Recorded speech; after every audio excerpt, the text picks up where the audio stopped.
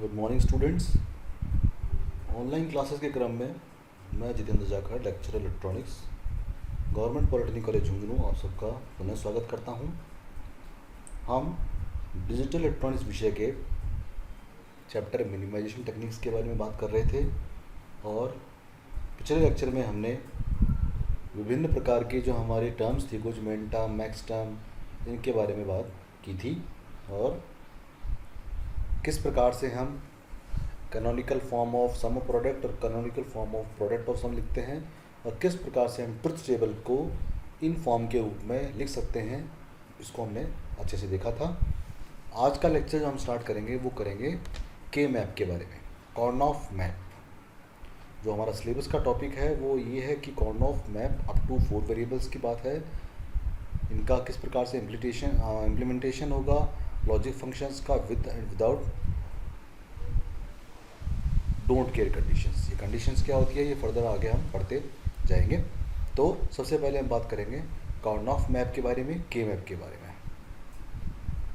तो the Karnaugh map is very commonly used for the simplification of Boolean expression since no algebraic rules are applied in this method. K map जो method है हमारा most common method है किसी भी Boolean expression को minimise करने का, क्योंकि इसमें किसी भी प्रकार का एल्जेब्रिक रूल जो है वो फॉलो नहीं किया जाता है। एकदम डिफरेंट मेथड है और काफ़ी इजी मेथड है, जिससे कि आप किसी भी एक्सप्रेशन को बहुत ही आसानी से मिनिमाइज कर सकते हैं। It is simply A graphical method and provide systematic approach for getting the simplified Boolean expression. ये ग्राफिकल रिप्रेजेंटेशन है, उसको हम रोज़ और कॉलम्स के फॉर्म में बनाते हैं, टेबल फॉर्म बनाते हैं, जिसके के अंदर हम हमारे आउटपुट्स को मेंशन करते हैं और हमारी जो भी एक्सप्रेशन है उसको मिनिमाइज करते हैं। If this method is properly used then the available Boolean expression will be minimal and will not further be simplified by any method. कि आप अगर इस एक्सप्रेशन को इस मेथड से प्रॉपरली सॉल्व करते हैं, सिंप्लीफाई करते हैं, तो उस इक्वेशन का फर्दर सिंप्लीफिकेशन करना पॉसिबल नहीं हो पाता। मतलब ये सबसे ज़्यादा मिनिमाइज कंडीशन में उस इक्वेशन को कन्वर्ट कर देता है। तो हमने टेबुलर फॉर्म के अंदर हमारे जो टेबल के आउटपुट है, बेसिकली हमें करना क्या होता है, जो भी बूलियन एक्सप्रेशन हमें दी गई है उस एक्सप्रेशन को हम पहले हमारे ट्रुथ टेबल के रूप में कन्वर्ट करते हैं, उसको हम हमारी इक्वेशन के रूप में बना के और उसके आउटपुट्स जो है हमारे हैं, जो टर्म्स होती हैं बेसिकली वो आउटपुट ही होते हैं उसके, उसको हम हमारी इक्वेशन के अंदर जो टेबल जो है उस टेबल के अंदर पुट करते हैं और फिर उसको हम मिनिमाइज करते हैं। The Karnaugh map, also called as K-map method, is suitable for simplification Boolean expressions which contains 4 or less number of variable with their complements।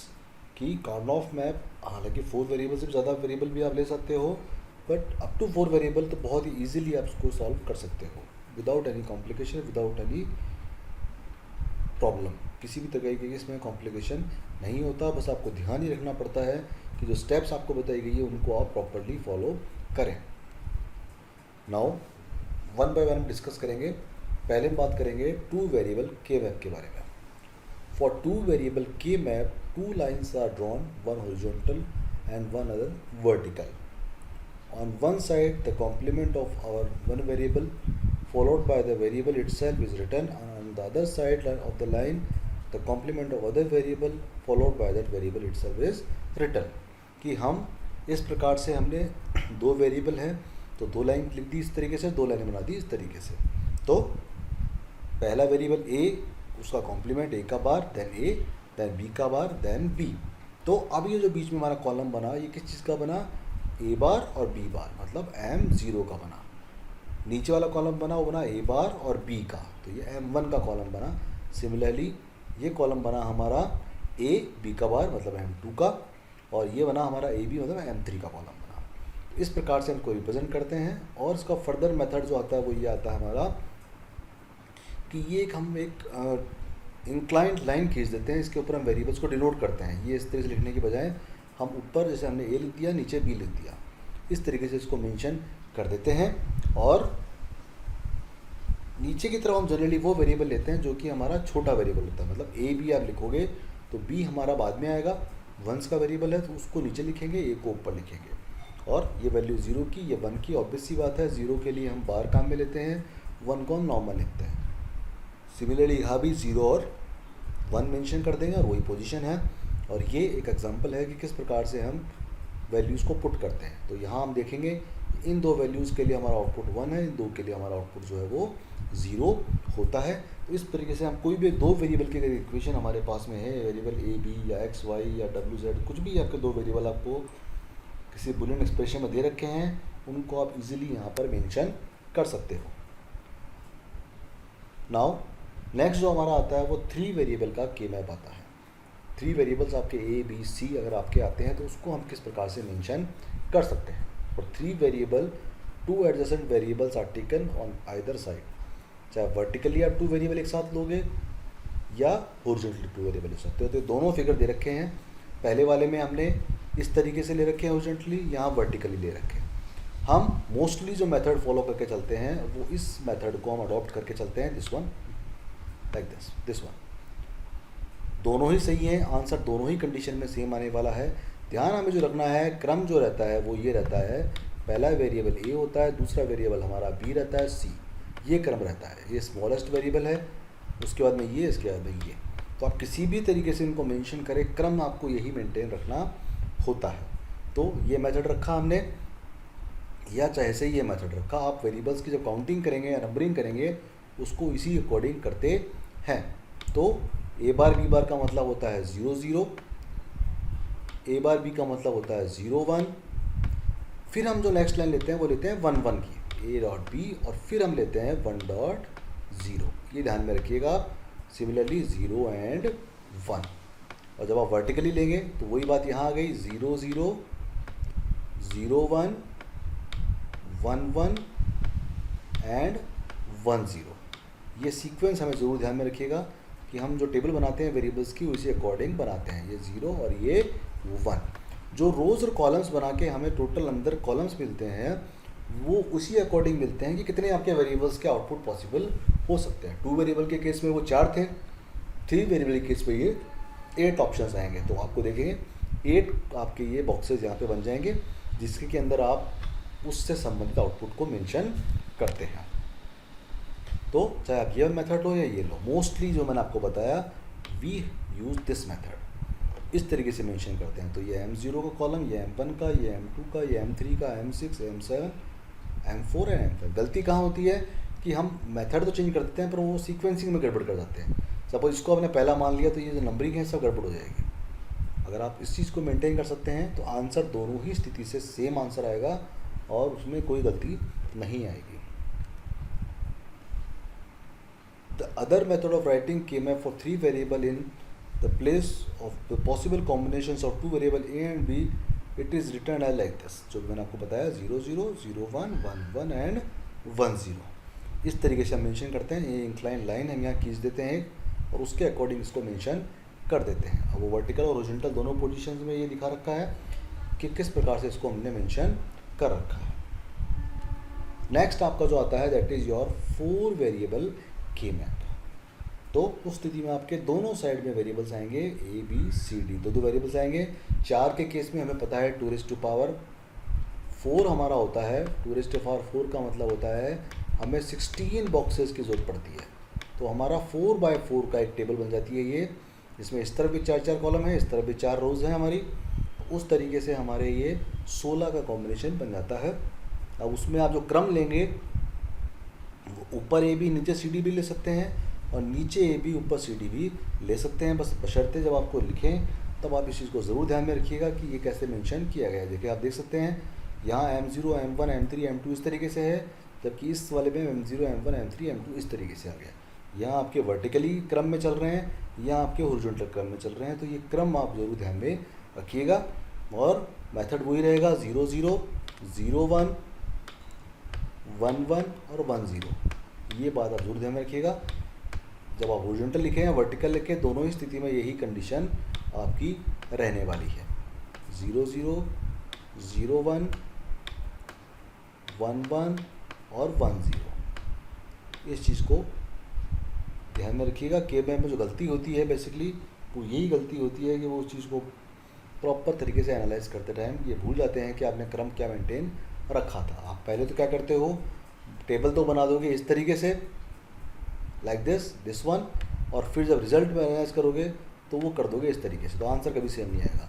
हम मोस्टली जो मेथड लेके चलते हैं वो ये वाला मेथड लेके चलेंगे, लेफ्ट साइड वाला। इसका जो पॉसिबल कॉम्बिनेशन मेथड है दूसरा वाला, वो यहाँ पर रिप्रेजेंट कर रखा है सेम 0 0 0 1 1 1 1 0 और 0 0 0 1 1 1 एंड 1 0। डिफरेंस जो यहाँ पर है, जो अपन नॉर्मली अपन जो टेबल में लिखते आ रहे हैं आज तक, वो अपन ये क्रम लिखते आते हैं। पहले 0 0 लिखते आए हैं, फिर 0 1 लिखते आए हैं, फिर 1 0 लिखते हुए आए हैं, और फिर 1 1 लिखते हैं। ट्रुथ टेबल में हमने हमेशा ये क्रम रखा है, तो ये क्रम जो है वो यहाँ पे अप्लाई नहीं होता, ये ध्यान रखिएगा। यहाँ ये क्रम जो है थोड़ा सा ब्रेक हो जाएगा, यहाँ पे 1 1 पहले आता है, इस बात का विशेष ध्यान रखिएगा आप लोग। तो if a Boolean expression of 3 variable और 4 variable is given, the ones entry in the K map is done for those combination which are present in the given expression and the other combination 0 entry are made। ये भी बहुत महत्वपूर्ण line है कि truth table में जो भी आपको वेरिएबल्स दिए गए होंगे वो आपको, अगर आपको एसओपी एक्सप्रेशन दी गई है तो जो भी आपको वेरिएबल्स का कॉम्बिनेशन वहाँ दिया गया है उन जगह पे आपको 1 लिखना है, और शेष में आपको क्या लिखना है, 0 लिखना है। और अगर पीओएस की फॉर्म में एक्सप्रेशन दी गई है तो जो वैल्यूज़ दी गई है वहाँ पे आप 0 लिखेंगे और रिमेनिंग में आप 1 लिखेंगे। इस बात का आप ध्यान में ज़रूर रखिएगा कि अगर एक्सप्रेशन जो आपको दी गई है वो एसओपी फॉर्म में है तो ट्रुथ टेबल में आप क्या लिखेंगे, 1, और रिमेनिंग में क्या आ जाएगा, 0 आ जाएगा। और पीओएस अगर आपको इक्वेशन दी गई है तो वहाँ आप जो लिखेंगे वो लिखेंगे आप 0 और रिमेनिंग में 1। इस बात का ज़रूर ध्यान रखिएगा। ये एक एग्जांपल दिया हुआ है कि किस प्रकार से हम टेबल में वैल्यू पुट करते हैं। तो ये एक इक्वेशन आपको दी गई है कार्नोफ मैप की, F1 ABC समीशन का साइन है। इसका मतलब एक्सप्रेशन कौन सी है, ये एक एसओपी एक्सप्रेशन है। स्मॉल m लिखा हुआ है, मेन टर्म्स की फॉर्म में लिखा गया है, और मेन टर्म्स जो हमारे होते हैं वो आपके वो होते हैं जहाँ पे कि आउटपुट हमारा क्या रहता है, 1 होता है। मेन टर्म्स जो वो एक्सप्रेशन होती हैं फॉर देम आउटपुट इज़ 1। तो M1 वाला जो कॉलम है हमारा वहाँ 1 आएगा, M3 वाले कॉलम में 1 आएगा, M5 वाले में 1 आएगा, M6 में 1 आएगा और M7 में 1 आएगा। तो M1 कौन सा है, 0 0 1, M3 कौन सा है, 0 1 1, M5 कौन सा है, 1 0 1, M6 कौन सा है, 1 1 0, और M7 कौन सा है, 1 1 एंड 1। इस तरीके से तो यहाँ इन वेरिएबल्स की वैल्यू इस प्रकार से पुट कर देते हैं। सॉल्व कैसे करते हैं वो हमारा आगे का इशू है। पहली बात तो हम वैल्यूज़ किस प्रकार से रखेंगे उन बातों का हमें ध्यान रखना होता है। एक और एग्जांपल लेके देखते हैं अपन 4 वेरिएबल्स के केस के अंदर। तो पहला काम क्या करना है, आपको हमेशा वेरिएबल देखने की लास्ट वेरिएबल क्या है। अगर लास्ट वेरिएबल हमारा 7 से बड़ा है, मतलब 8 से ऊपर निकल गया, इसका मतलब वो क्या होगा, हमारा एक 4 वेरिएबल की इक्वेशन। हालांकि इक्वेशंस में ये लिखा हुआ रहता है कि एक फंक्शन है ABCD, मतलब 4 वेरिएबल का एक्सप्रेशन है। कई बार क्या वही लिखा हुआ नहीं मिलेगा आपको, तो कैसे रियलाइज़ करेंगे हम ये वैल्यूज़ देखेंगे कि ये वैल्यूज़ कहाँ तक जा रही हैं। अगर ये सिर्फ और सिर्फ 7 तक जा रही है, इसका मतलब ये 3 वेरिएबल इक्वेशन हो सकती है, पर ये उससे ऊपर निकल रही है, इट मीन्स ये एक 4 वेरिएबल का एक्सप्रेशन है। अगर M16 आ जाता है, इसमें 17 आ जाता है, इट मीन्स ये एक 5 वेरिएबल की एक्सप्रेशन बन जाएगी, क्योंकि उसको रिप्रेजेंट करना 4 वेरिएबल से पॉसिबल नहीं हो पाता है। तो जैसे ही हमने देखा एक 4 वेरिएबल की एक्सप्रेशन है, तो हमने इसको इस प्रकार से 4x4 की एक बॉक्स बना लिए, ऊपर AB, नीचे CD, 0 0 0 1 1 1 1 0 है। सिमिलरली फॉर CD हमने इनको मेंशन कर दिया। नाउ अब अकॉर्डिंग टू द वेरिएबल हम वैल्यू पुट करेंगे। पहला वाला है M2 होता है हमारा 0 0 1 0, तो मतलब 0 0 0 वाली लाइन में चलेंगे हम, और 1 0 जहाँ है वहाँ पे हम वैल्यू पुट कर देंगे। तो ये 0 0 1 0 आ गया। देन M3 होता है हमारा 0 0 1 1, यहाँ वैल्यू पुट कर दी। फिर M4 हमारा होता है 0 1 0 0, तो यहाँ वैल्यू पुट कर दी हमने। फिर हमारा आ गया M6 हमारा होता है 0 1 1 0, तो यहाँ वैल्यू पुट कर दी हमने। देन हमारा M7 है तो 0 1 1 1, यहाँ वैल्यू पुट कर दी 1। फिर आ गया हमारा 11 हमारा होता है 1 0 1 1, तो यहाँ पे 1 1 आ गया। 14 हमारा जो होता है वो आपका आ गया 1 1 1 0, तो ये यहाँ आ गया, और 15 हमारा 1 1 1 1 यहाँ आ गया। तो इस प्रकार से इन जगहों पे हमने 1 रख दिया, और जो शेष हमारे खाली रह गए वहाँ पे हम 0 पुट कर देते हैं। इस प्रकार से हमारा जो के मैप है वो डिज़ाइन होता है। नाउ नेक्स्ट बात आती है ग्रुपिंग करने की, इनसर्कलिंग ऑफ ग्रुप्स की। अब हम जो हमने ये के मैप बनाया है उसमें हम क्या कार्य करेंगे, तो उसमें हम क्या करते हैं, अब जो हमने वंस या ज़ीरोज़ बनाए उनके पेयर बनाते हैं। तो पहली बात, जब आपको एसओपी एक्सप्रेशन दी गई है, और हमें ये ध्यान है कि एसओपी एक्सप्रेशन के अंदर जो आउटपुट होते हैं वो 1 होते हैं, तो हम क्या करते हैं, इसके लिए उन टर्म्स में 1 के पेयर बनाते हैं। देन अगर पीओएस एक्सप्रेशन होगी तो हम 0 के बनाएंगे, ग्रुपिंग कर देंगे। After constructing K map the pairs quads and octets, क्या क्या बनाएंगे हम, पेयर बनाएंगे, क्वाड्स बनाएंगे एंड ऑक्टेट्स बनाएंगे। हम ऑक्टेट्स तक की बात क्यों कर रहे हैं, क्योंकि हम 4 वेरिएबल तक की बात करेंगे, तो वहाँ आपके हाईएस्ट आपके ऑक्टेट तक का स्थिति क्रिएट होगी। तो हम क्या बनाएंगे, पेयर बनाएंगे। पेयर 2 का होता है, क्वाड्स 4 के होते हैं, and octets of ones the K map are made for getting the minimal Boolean expression. Minimum Boolean expression प्राप्त करने के लिए हम इन पेयर्स को डिज़ाइन करते हैं। A pair eliminates one variable with its complement. A quad and octet eliminates 2 variable and 3 variables respectively with their complements. कि अगर आप एक पेयर बनाते हैं तो वो जितनी भी वेरिएबल्स का आपका के मैप है उसमें से 1 वेरिएबल उस एक्सप्रेशन में रिमूव हो जाता है। सपोज एक 3 वेरिएबल की एक्सप्रेशन है, तो 3 वेरिएबल में अगर आपने एक पेयर बनाया है तो आपका एक वेरिएबल वहाँ से रिमूव आउट हो जाएगा। 4 वेरिएबल का अगर के मैप आपका है तो आपका एक वेरिएबल जो है वो रिमूव आउट हो जाता है। नेक्स्ट बात आपकी जो आती है दैट इज़ योर, अगर आपका क्वाड बनता है उस स्थिति में 2 वेरिएबल एलिमिनेट होते हैं, और अगर आपका ऑक्टेट बनता है तो उसमें 3 वेरिएबल्स आपके एलिमिनेट हो जाते हैं। कैसे होंगे, क्या होंगे, वो अपन आगे देखेंगे। अभी आपको ध्यान ये रखना है कि इस प्रकार से हम पेयरों को डिज़ाइन करते हैं। इधर पेयर बनाएंगे, क्वाड्स बनाएंगे, और ऑक्टेट्स का हम डिज़ाइन करते हैं वंस के, और उसमें वो वेरिएबल या उसका कॉम्प्लीमेंट जो भी होगा वो वहाँ से मिनिमाइज हो जाता है। अब पहली चीज़ जो इसके अंदर आती है वो आती है पेयर्स। पेयर जो होता है वो दो वैल्यूज़ का होता है, 2 वंस का। इन द 3 वेरिएबल और 4 वेरिएबल के map having ones and zeros entry 2 adjacent ones vertically और हॉरिजॉन्टली आर एनसर्कल्ड। अब आपके जो वंस हैं वो चाहे वो वर्टिकली पेयर बन रहा हो चाहे हॉरिजॉन्टल पेयर बन रहा हो, उनको हम इस प्रकार से सर्कल कर देते हैं। The diagonal adjacent ones are never encircled. Diagonal अगर इस प्रकार से कोई कॉम्बिनेशन बन रहा है, डायगोनल यूँ या यूँ, इसको हम नहीं करते हैं। तो हम या तो ये इस प्रकार से होगा या इस प्रकार से होगा, तो कोई भी 2 का पेयर हम बना सकते हैं। और the encircled ones form the pair. Circle जो वंस बनेंगे वो पेयर बन जाएंगे। जैसे यहाँ एक पेयर बन गया, ये एक पेयर बन गया, इस प्रकार से ये पेयर बनता है। इस पेयर में प्रोसेस क्या होता है देखिए, ये भी समझ लेते हैं साथ में थोड़ा सा, ताकि आइडिया हो जाए अपने को। जैसे सपोज ये एक पेयर बना होगा, तो इस पेयर में पहले हम इस वाली लाइन को देखेंगे। इस लाइन में कौन कौन से वेरिएबल इसके साथ में अफेक्ट हो रहे हैं। तो हॉरिजॉन्टल लाइन में आप देखेंगे कि ये पेयर जो है ये इस कॉलम में आ रहा है, जिसमें कि ए और बी दोनों की वैल्यू क्या है, 0 0 है। इट मीन्स 0 0 के लिए हम क्या लिखते हैं, ए का बार डॉट बी का बार। अब इस वर्टिकल लाइन में देखेंगे अपन स्थिति को, तो यहाँ सी की वैल्यू जो है इस पेयर के लिए एक बार 0 है और एक बार 1 है। तो जब भी किसी वेरिएबल की वैल्यू 0 या 1 वेरी करती है, 0 से 1 या 1 से 0, तो वो वेरिएबल वहाँ से रिमूव हो जाता है। तो सी वाला वेरिएबल यहाँ से रिमूव हो गया है। सिमिलरली इसको समझने का प्रयास करें अपन। इस पेयर के लिए देखें ये 2 कॉलम्स काम आ रहे हैं। अब इन 2 कॉलम्स में अपन वैल्यूज़ की स्थिति देखें। ए की वैल्यू देखेंगे, यहाँ भी 1 है, यहाँ भी 1 है। इट मीन्स ए यहाँ पे नॉर्मल कंडीशन में आएगा। बी की वैल्यू देखें, यहाँ 1 थी और यहाँ 0 हो गई है, तो बी की वैल्यू चेंज हो गई है। एक भी बार अगर वैल्यू चेंज हो गई है तो हम उसको वहाँ से एलिमिनेट या हटा देते हैं। तो बी यहाँ से हट गया। फिर ये इस लाइन में किस में आ रहा है, ये सी वाले लाइन में आ रहा है जहाँ पे सी की वैल्यू 0 है, तो 0 है तो सी का बार, तो यहाँ से बी हट गया, इस वाले पेयर से सी हट गया।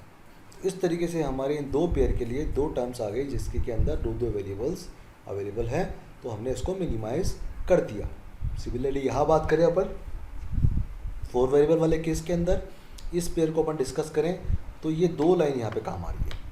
इन दो लाइन में ए और बी की वैल्यू देखें अपन, ए की वैल्यू यहाँ भी 0 यहाँ भी 0 है, इट मीन्स ए का बार 1 1 है, इसका मतलब यहाँ पे ए की वैल्यू जो आएगी ए का बार आएगा, ये ध्यान रखिएगा आप, ए का बार आएगा ये दिस वन। देन बी की वैल्यू यहाँ 0 से 1 हो गई, तो बी सॉरी ये इस पेयर के लिए बनाया गया है, तो ए का बार आ गया, बी की वैल्यू ये 0 ये 1, तो बी यहाँ से रिमूव आउट हो जाएगा दिस वन। देन सी और डी की वैल्यू क्या आएगी, देखिए दोबारा लिख देता हूँ मैं, वैल्यू क्या आएगी यहाँ पर, ए का तो बार आएगा डॉट, फिर इस लाइन में देखें अपन सी और डी की वैल्यू दोनों 1 है, A bar dot C dot D, ये हमारा यहाँ पर इसके लिए टर्म बनती है, ध्यान में रखिएगा आप। सिमिलरली इसकी बात करें सेकंड पेयर की, जो हमारा ये वर्टिकल पेयर है, तो उस पेयर की स्थिति को हम देखें तो यहाँ ए और बी दोनों की वैल्यू क्या है 1 1 है, तो ये जो हमारा पार्ट आएगा यहाँ पर ये आएगा A dot B this one. और इस वाले के लिए हम सी और डी की वैल्यू देखें तो सी की वैल्यू यहाँ भी 0 यहाँ भी 0, तो सी का बार, और डी की वैल्यू देखो 0 से 1 हो गई, तो डी यहाँ से एलिमिनेट हो जाएगा। तो इस प्रकार से हमारा ये इक्वेशन जो है वो मिनिमाइज होती है पेयर्स के हेल्प से। 2 2 के पेयर बनाए, उससे आप इस प्रकार से इनको एलिमिनेट कर सकते हैं। नेक्स्ट जो आपका बनता है वो बनता है क्वाड्स। क्वाड्स जो अपने होते हैं वो 4 वेरिएबल्स का पेयर यहाँ पे बनता है। तो in the K map a 4 ones are adjacent in a row और कॉलम और in a form of square, चाहे रो में हो 4 एक साथ या कॉलम में एक साथ हो या वो स्क्वायर फॉर्म में बन रहे हो, उसको हम एनसर्कल कर देते हैं। जैसे यहाँ पर पहले वाले के मैप में आप देखोगे तो ये एक रो में आ रहे हैं लाइन से, यहाँ पे एक पेयर जो है वो वर्टिकल आ रहा है, एंड देन एक पेयर हमारा स्क्वायर फॉर्म में बन रहा है दिस वन, तो उसको हम इस प्रकार से डिज़ाइन कर देते हैं। और क्वाड जो होता है वो 2 वेरिएबल्स को एलिमिनेट करता है, ये हम ऑलरेडी बात डिस्कस कर चुके हैं।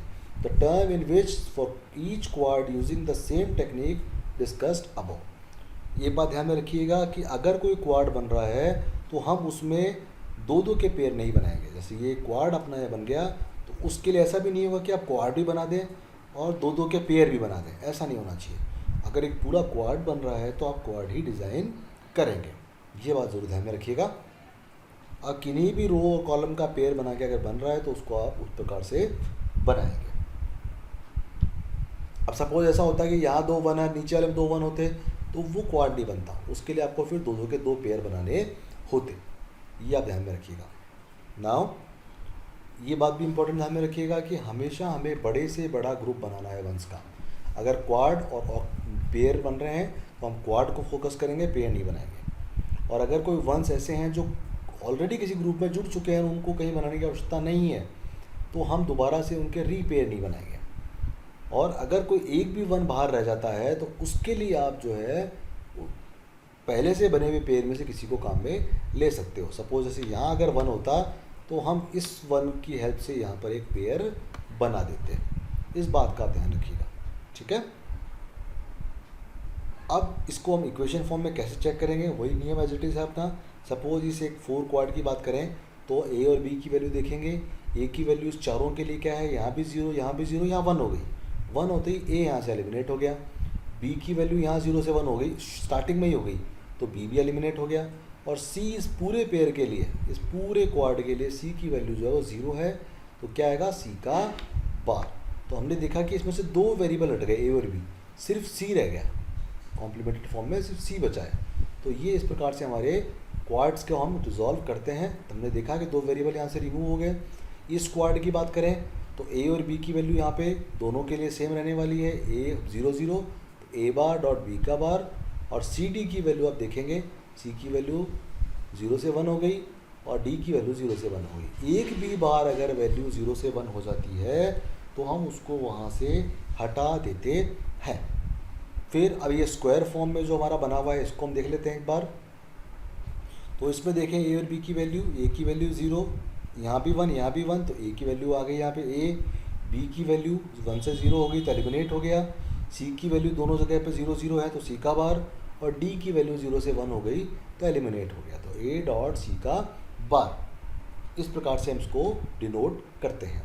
तो ये 8 जो हमारे 4 और 4 8 जो हमारे वंस थे जिसके लिए कि आपकी पूरी बूलियन एक्सप्रेशन बनती है, और वो मिनिमाइज्ड फॉर्म में सिर्फ 2 टर्म्स के अंदर बन गई जिनमें के अंदर 2 वेरिएबल ही हैं। तो इस प्रकार से मिनिमाइज हो जाता है। क्वाड के बाद में आता है ऑक्टेट। ऑक्टेट 8 वंस का कॉम्बिनेशन बनता है, वो आपका चाहे हॉरिजॉन्टली बने चाहे वर्टिकली बने, किसी भी तरीके से बन सकता है। आप चित्र में देख सकते हैं कि ये आपका एक ऑक्टेट बना है। ध्यान रखने योग्य बात जो है कि जब ऑक्टेट आपका बन रहा है तो आप इसमें ऐसा नहीं करेंगे कि ऑक्टेट भी बना दें, अंदर 2 के क्वाड्स भी डिज़ाइन कर दें और साथ ही साथ आप उसके अंदर पेयर भी बना दें। ऐसा नहीं होना चाहिए, इस बात का विशेष ध्यान रखिएगा। जैसे ये दिखा रखे हैं डॉटेड, तो ये डॉटेड जो हैं बेसिकली ये नहीं बनेंगे, सीधा एक क्वाड बनेगा।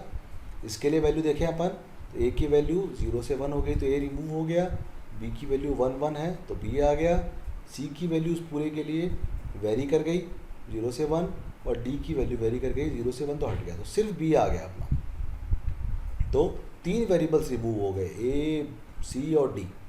तो जितना बड़ा पेयर उतने ही ज़्यादा वेरिएबल्स हमारे एलिमिनेट हो जाते हैं। ये हमारा स्के मैप की सबसे अच्छी बात होती है। बस आपको ध्यान ये रखना है कि पेयर आप प्रॉपर तरीके से बनाएं, पेयरिंग आपकी प्रॉपर होनी चाहिए। 8 का पेयर जो हमारा है आप देख सकते हैं, एक तो ये इस तरीके से बन सकता है आपका वर्टिकल साइड में, इसी प्रकार से हॉरिजॉन्टल बन सकता है। उसके अलावा भी कुछ मेथड होते हैं जिनसे कि आप पेयर बना सकते हो। सपोज आपकी ये 4 अगर 1 होते और ये 4 1 होते तो भी आपका एक 8 का पेयर बन जाता। सिमिलरली अगर आपके ऊपर के 4 वाले होते, ये 1 होते और नीचे वाले 4 होते तो ये भी एक 8 का बन जाता अपना। इसको हम क्वाड नहीं बोलते 4 4 का, ये एक ऑक्टेट बन जाता हमारा।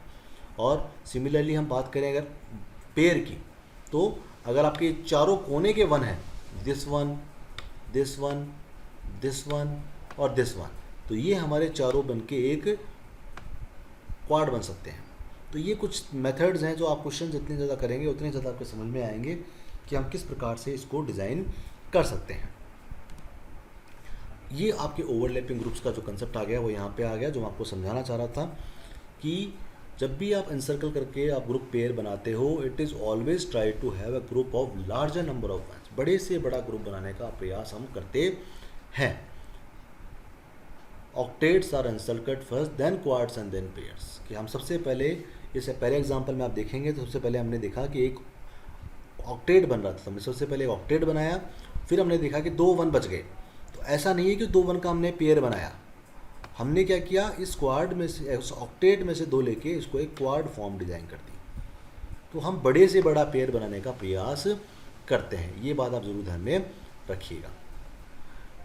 नाउ नेक्स्ट बात आती है, सच ग्रुप्स का so called are overlapped groups. इस प्रकार के जो ग्रुप होते हैं इनको ओवरलैप्ड ग्रुप कहा जाता है।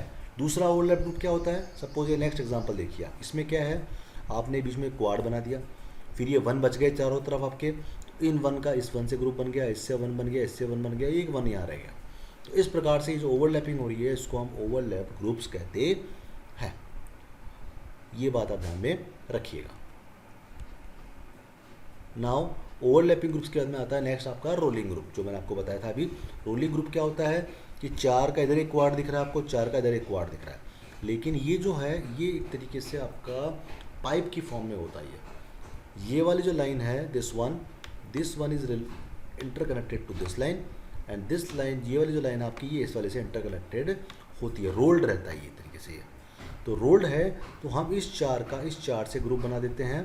सिमिलरली ऊपर वाले 4 का नीचे वाले 4 से भी ग्रुप हमारा बन के और एक ऑक्टेट अपना बन सकता है। जैसे इस वाले एग्जांपल में देखें आप, सेकंड वाले में, तो एक ऑक्टेट इस तरह से बन गया और बीच में भी आपके 4 1 बच गए हैं, उस 4 1 का भी आप एक ऑक्टेट डिज़ाइन कर सकते हैं। दिस वन लाइक दिस, ये एक 4 का आपका यहाँ पे ऑक्टेट डिज़ाइन हो जाता है लाइक दिस। तो और ये एक 1 सिंगल बच गया, तो इस सिंगल 1 का इस सिंगल 1 के साथ में एक पेयर ये इस तरीके से बन जाता है। तो इस प्रकार से आपके ओवरलैप्ड ग्रुप्स और रोलिंग ग्रुप्स। रोल्ड मतलब एक रोल्ड पाइप के तरीके से है, तो आप फर्स्ट लाइन को लास्ट लाइन से या टॉप मोस्ट लाइन को लास्ट वन लाइन से आप रोलिंग कर सकते हो। ये रोलिंग ग्रुप्स के अदर एग्जांपल्स भी हैं, आप देख सकते हैं। यहाँ 2 1 थे, इन 2 1 के साथ में रिमेनिंग इस पार्ट का आपका 4 का ग्रुप बना दिया गया है, और इसी तरीके से आपके दूसरा ग्रुप भी यहाँ पे डिज़ाइन कर दिया गया है। इसको ये वाला, ये 2 1 थे, इनका इन 2 1 के साथ में रोल्ड करके ग्रुप बना दिया, फिर नीचे वाले 2 का इन 2 के साथ रोल्ड ग्रुप बना दिया लाइक दिस, और इन चारों का अलग अलग ग्रुप यहाँ पे अलग अलग बना दिया। इसका इसके साथ ग्रुप, इसका इसके साथ ग्रुप। क्यों? क्योंकि अलग अलग हैं ना, तो इनके आपस में ग्रुप बन रहे हैं, तो ये रोल्ड ग्रुप बन गए। सेम रो या सेम कॉलम के अंदर अगर 1 ऊपर नीचे आ रहे हैं तो उनको आप रोलिंग ग्रुप डिज़ाइन करके पेयर या क्वाड जो भी बड़े से बड़ा बन सकता है वो आप डिज़ाइन कर सकते हो। मतलब इसमें ऐसा नहीं था कि इस पहले वाले एग्जाम्पल में आप सिर्फ इन 2 का पेयर बनाते, इसका और इसका। अपने को बड़ा बनाना है, इसलिए हमने क्या किया, ऊपर वाले 2 1 जो ऑलरेडी काम में आ चुके थे उनको भी काम में ले लिया। ये हमारा प्राइमरी इशू होता है कि कम से कम वेरिएबल्स आपके बचने चाहिए, मिनिमाइजेशन अधिक से अधिक होना चाहिए, और उसके लिए जितना भी बड़ा ग्रुप बना सकें आप उनको आपको बनाना होता है। ये फर्दर रोलिंग ग्रुप्स के अलग एग्जांपल और हैं आपके, वो जो मैंने बताया था आपको, ऊपर के 4 नीचे के 4 से आपने ग्रुप बना दिया। सिमिलरली ऊपर के 2 2 के ग्रुप बना के 4 4 के अपने क्वाड्स बना दिए, तो वो इस प्रकार से आपके मिनिमाइज हो जाते हैं। वैल्यूज़ जो ध्यान में रखनी है वो उसी तरह से रखनी है। जैसे इस एग्जांपल की बात करें तो इसके लिए आपके ये चारों कॉलम काम आ रहे हैं, और रोज़ कौन कौन सी काम आ रही है, ये वाली और ये वाली। तो वेरिएबल्स चेक करोगे तो आप इनको चेक करोगे। जैसे इसमें C 0 से 1 हो गया तो हट गया, D यहाँ भी 1 यहाँ भी 1, तो D का बार आ गया। और यहाँ पे जब 4 काम आएंगे तो 4 मतलब एक ना एक बार आपका 0 से 1 होगा, तो आपके 2 वेरिएबल हैं दोनों ही एलिमिनेट हो जाते हैं। ये ध्यान में रखिएगा। तो इस प्रकार से different type of rolling groups के एग्जांपल अपन ने देखे हैं। इसमें वीडियो में आप बार बार इसको आप जब देखेंगे तो आपको डिफरेंट तरीके के सारे ऑप्शन जो हैं वो अवेलेबल हो जाएंगे कि आप क्या क्या ग्रुप बना सकते हो। जैसे इस सेकंड एग्जांपल में देखें, एक 1 बच गया हमारा यहाँ पे, तो इस 1 के लिए हम क्या कर सकते हैं, एक ये क्वाड इस प्रकार से आपका यहाँ पे बन जाता है। मतलब अनवांटेड ग्रुप भी नहीं बनाने आपको, कि जब ग्रुप ऑलरेडी बन चुका है 8 का, एक ऑक्टेट आपका 4 का 8 का बन चुका है, तो ऐसे नहीं है कि आप 8 का वो भी बनाएं और 4 4 के ये भी बनाएं। ऐसा नहीं होना चाहिए कि इस 4 का भी ये बना दिया, नीचे वाले 4 का भी बना दिया। नहीं, जब सारे 1 यूटिलाइज हो चुके हैं किसी बड़े ग्रुप में तो उसको काम में नहीं लेते। लेकिन अगर एक भी ग्रुप के बाहर बच गया है तो उसके लिए हम अगर बड़ा ग्रुप, अगर जो ऑलरेडी 1 काम में आ चुके हैं उनको हम वापस काम में ले सकते हैं। इस इशू को ज़रूर ध्यान में रखिएगा आप कि हम किस प्रकार से इसको यूटिलाइज करते हैं। Now, redundant groups. While encircling the groups in the K maps, there is a possibility that all the elements of some group या groups are overlapped by other groups. कि कई बार ऐसी स्थिति होती है कि आपके सारे वंश का एक बड़ा ग्रुप बना दिया, लेकिन आसपास के वंश के साथ में उसके छोटे ग्रुप भी बन गए, तो उस स्थिति में ये रिडंडेंट ग्रुप हो जाता है, बीच वाला बड़ा वाला। तो हमें उस ग्रुप को क्या करना पड़ता है, रिमूव आउट करना पड़ता है, उसको हम नहीं मान सकते हैं। जैसे ये अपना एक एग्जांपल अपन देख सकते हैं कि यहाँ इस पहले वाले केस में हमने देखा कि एक ये 4 का ग्रुप बनाया गया है, दिस वन, जो कि हमने नॉर्म्स पढ़े कि हमें एक बड़ा ग्रुप बनाना है, हमने क्वाड बना लिया। फिर हमने देखा कि एक ऊपर 1 था, उसके साथ में नीचे वाले 1 का ग्रुप बन गया, पेयर बन गया, इधर वाले 1 का इससे पेयर बन गया, इधर वाले 1 का इससे पेयर बन गया, और इस 1 का इस 1 से पेयर बन गया। तो इससे क्या हुआ कि जो बीच वाले जो 4 थे वो ऑलरेडी इन सब में बाहर वाले में काम आ गए, तो इस बीच वाले पेयर का, ये ग्रुप क्वाड का कोई यूटिलाइजेशन नहीं बचता है। So for that condition we have to remove out this quad. हम इसको रिमूव कर देते हैं और ये हमारे 4 पेयर ही यहाँ पे फाइनली बचेंगे, और वही हमारा प्रॉपर होगा, क्योंकि ये 4 तो रहेंगे रिजल्ट में, और ये एक अनवांटेड रूप से आपका एक आउटपुट शो आउट करेगा। सो इस ग्रुप को हम रिडंडेंट ग्रुप बोलेंगे और इसको हम काउंट नहीं करते हैं। तो इस तरीके से हमने सारे ग्रुप जो मेथड्स हैं उनको डिस्कस कर लिया है, और किस प्रकार से ये होता है उसकी बात हमने यहाँ कर ली है हमारे क्वेश्चंस के अंदर कि क्या ये रहता है। उसको आप ज़रूर दोबारा सारे एग्जाम्पल चेक करिएगा और समझने का प्रयास कीजिएगा कि किस प्रकार से ये काम होता है।